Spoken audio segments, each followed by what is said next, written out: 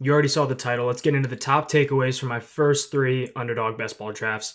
First one, Najee Harris and Jalen Warren are way too low right now. Najee's at 87 overall, RB 26. Warren at 98 overall, RB 29. Now, for all the hoopla about Bijan Robinson being underutilized, he did have an RB1 season, I believe, if not RB1. Very high end RB2, just missing the RB1 cut. But I understand Najee Harris is not Bijan Robinson. That said, I do think Arthur Smith's arrival means amazing things for the run game. I think both of them can continue to provide value for fantasy football teams. I personally prefer Najee just because I think he better fits into what Arthur Smith is looking for in a running back. But there are definitely Jalen Warren truthers out there, so I wanted to note him as well. Either way, getting them both below RB2 right now, RB26 and RB29, is insane to me. Steelers running the ball is back, and hopefully it'll be a lot more nuanced than under Matt Canada, where it was simply 1st and 10, we're going to run the ball every single time, stack the box against us, and it's not going to be good for Najee or Warren. The next ones on the docket, I love Malik Neighbors right now. He's at 36 overall, and Devonta Smith at 38 overall. Neighbors just is a tremendous prospect, and you're getting him at 36 versus Marvin Harrison around 20. I think it's just kind of the difference between Harris just having those elite, like insane level plays, where not to say Neighbors doesn't have that elite potential, just it's not as eye-popping. We've all seen the Marvin Harrison clips. He's all that we're talking about right now when it comes to wide receivers in this draft. Malik is insane though. 36 feels like great value for what I believe to be an elite wide receiver prospect. Devonta Smith at 38. I mean, that just feels like value to me. I don't see Jalen Hurts throwing the ball worse than he did this season.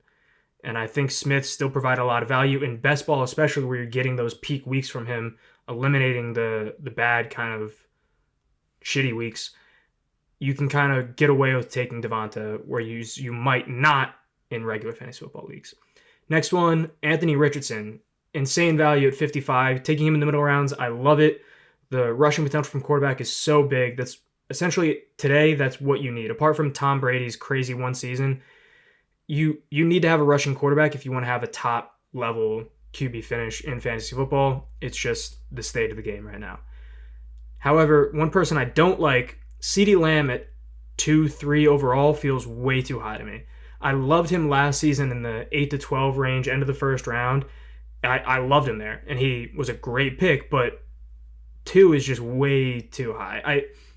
I understand why he had an amazing season, but your draft, like, I don't love it. To me, Garrett Wilson feels like this year's CD, that wide receiver that you can get in the back half of the first round, and he certainly has the potential to be that wide receiver 1, wide receiver 2, wide receiver 3 this year with Aaron Rodgers back. I expect he'll be getting heavy targets from Rodgers. That he just feels like the back end wide receiver 1 that you can take, and he's going to pop off this year to me.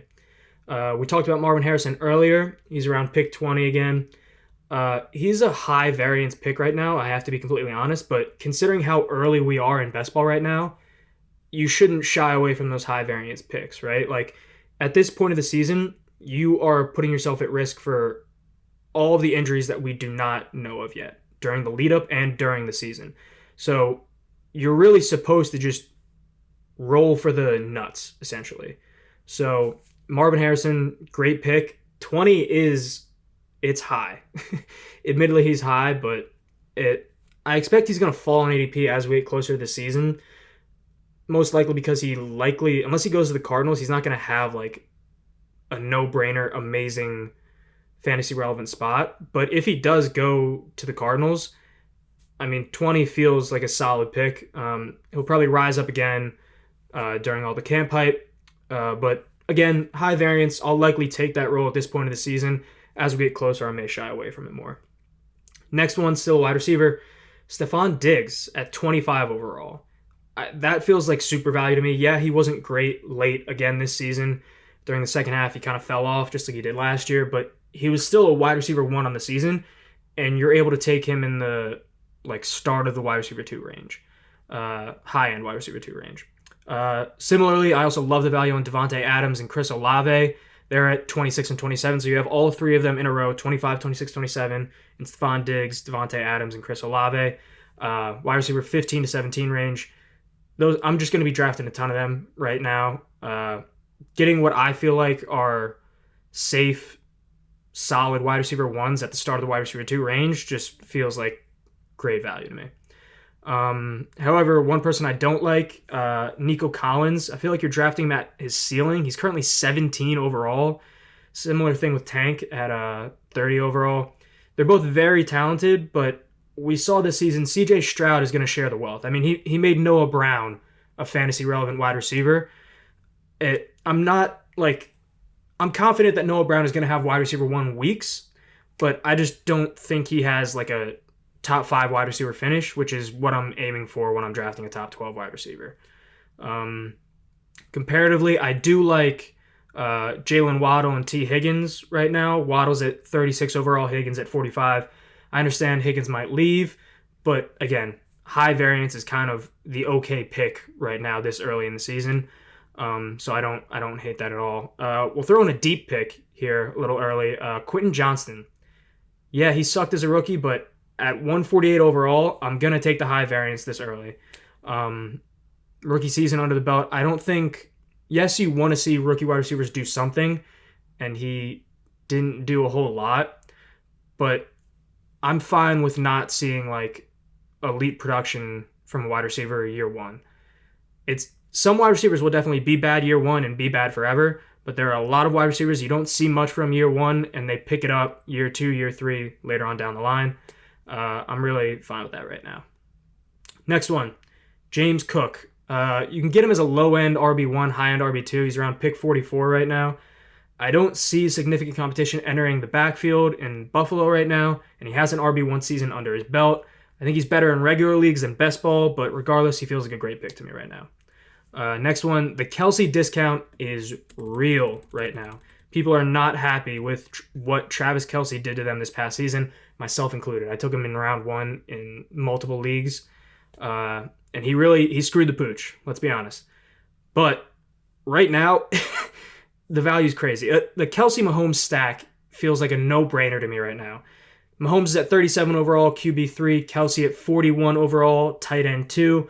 Now, those position ranks aren't startling, but there's never been a time in recent fantasy football seasons where you can make your first 2 picks and then get a Kelsey Mahomes stack in the 3rd and 4th round. You'd expect their value to be peaking right now after the Super Bowl win, but fantasy dismay from this past season is certainly pushing them down. However, the playoffs have showed us that the Chiefs are figuring their offense out slowly, and I don't think Kelsey is going anywhere.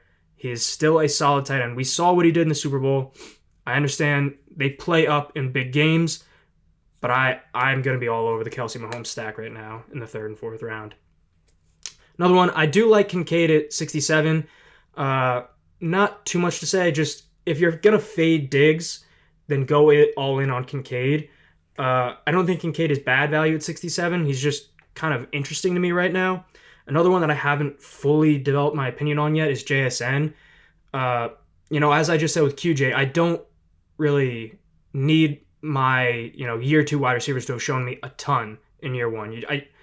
I don't super care about it. I think wide receivers, we are now assuming they're like running backs where you need a ton of production year 1 to like have them figured out. We saw flashes from JSN. It's just at pick 63 overall, you're roping yourself into a lot more risk than someone at QJ in the 140s, right? So jury's still out on JSN, but I did want to mention him because he's an interesting player to me right now. Next one, Aaron Jones. I don't think he's leaving Green Bay, and there is the possibility that, blanking on it, put it in post. There's a chance that he leaves this next season, but Aaron Jones, I don't see Green Bay moving on from him, even though he is like in a contract cut year potentially. I think they stick with him mainly because of their playoff success. I don't think they want to rock the boat too much. They'll probably keep AJ, and I think he's solid. And getting him at pick 65 feels great. Obviously, he is an old running back, but his pass catching prowess, I don't think he should be in turn for too steep of a decline. Obviously, the bigger concern why he's at 65 is injury history, especially this early. For regular leagues, I like Terry McLaurin's value at 60 overall, wide receiver 35. However, in best ball, I'm going to prefer someone like Pickens, who's at 65 overall, just because of the variance in best ball, especially with the OC, Arthur Smith, who created our A.J. Brown's first elite season. I'm taking Pickens, and now is at the point of the video where I should acknowledge I am a Steelers fan. So take the Najee, Warren, and Pickens, hype with a grain of salt. But I do think that the arrival of Arthur Smith is very good for this offense, just in general.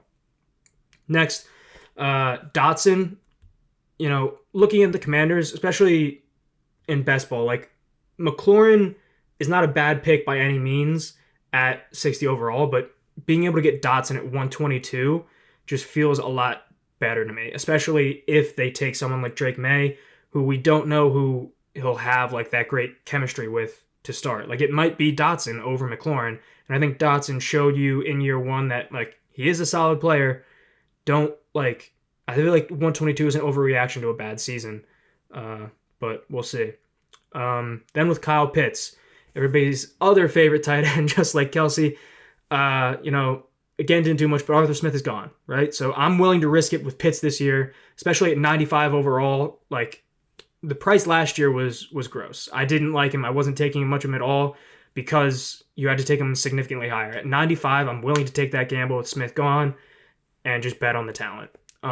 Next one, Jaden Daniels and Drake May. I think they're decent rookie QB dart throws. Daniels with the slight edge because of rushing, but you do have to take him higher than May. Daniels going at 120, May 153. May is pretty cheap for the odds favorite to go second overall. Obviously, we don't have that landing spot yet, and so much can change in the draft process. But if May does land with the Commanders, I don't hate that spot at all. You have Kingsbury, you have some solid wide receivers. I really like it there, and 153 is late. I like it there. Similar, I really like Levis a lot at 188, especially with the talk that maybe T. Higgins ends up in Tennessee. Levis flashed a lot as a rookie. He's a late round QB dart though, and I kind of prefer him to the rookies simply because of the lower cost. 188, significantly lower than Daniels at 120 and 153. But again, Levis doesn't have that rushing potential that Daniels has. Another tight end, Cole Kmet, I think is a really solid pick, assuming that Chicago moves on from Fields. I personally don't think Chicago should. I mean, I didn't watch a ton of Bears games, let's be honest. So it might just be the fantasy brain making me think that Fields is a better real-life QB than he is. But I feel like when you have the first overall pick, more often than not, you should just take the haul. I don't know. We don't have to spend too much time on that. If Chicago does move on from Fields, it'll mean great things for Kmet. Kmet has supported great, solid fantasy seasons, even with Justin Fields. With Caleb Williams, I think he significantly increases in value. So I love Kmet at 110 overall, tight end 14. You're getting him at the top of the tight end 2 range, and I think he has the potential with Caleb, especially leaning on Kmet as like a safety outlet in a rookie season. That just feels great to me. Thielen is another great value this season again. I get it, he's old. But 155 overall, I don't see Carolina bringing in a massive weapon, and at that price, it doesn't even matter if they do. Like, you're getting him so late again after proving that he still has some juice. I'm fine with rolling the dice on him that late. Another late dice roll, Kendre Miller and Jamal Williams, I think are great picks. Kamara is a cut candidate. Kendre's at 146 overall, and Jamal's very late. You can take him with the last pick of your draft at 239. Jamal Williams, again, people are overreacting to a bad season. Jamal had to play at fullback for most of the season because of injuries to the Saints. This season, fully expect him to be back at running back. I seriously believe that there's a chance that Kamara gets cut simply because they brought in Jamal Williams, they drafted Kendre Miller. It feels like they are preparing to move on this season. Obviously, I don't have insider information, but I'm taking that high variance this early. Last one, Iosivas. I think it's Andre. I don't know how to pronounce his first name, but wide receiver that the Bengals drafted last year. 200 overall, wide receiver 84. I'm targeting him heavily right now because I think it's very likely that Boyd leaves. And Higgins, again, is up in the air. I think the Bengals are reaching that cap issue problem every time, you sign a big quarterback deal. I I think they likely re-sign Higgins, but I think, the person who suffers because of that is Boyd. I very highly doubt that Boyd is getting re-signed, so I love Iosivas getting that slot role in the Bengals offense. Great value that late in drafts. So those are my main takeaways this early. Again, go for those high variance picks. If I didn't name someone that you love, let me know in the comments below. Tell me why. Take the guys you like this early. We're going through a ton. Like this early, it's a crapshoot. But I think that crapshoot offers a ton of value with certain players. And these are the ones I love. Additionally, some that I don't like. But let me know what you think in the comments below. Thank you for watching the video. Have a good one.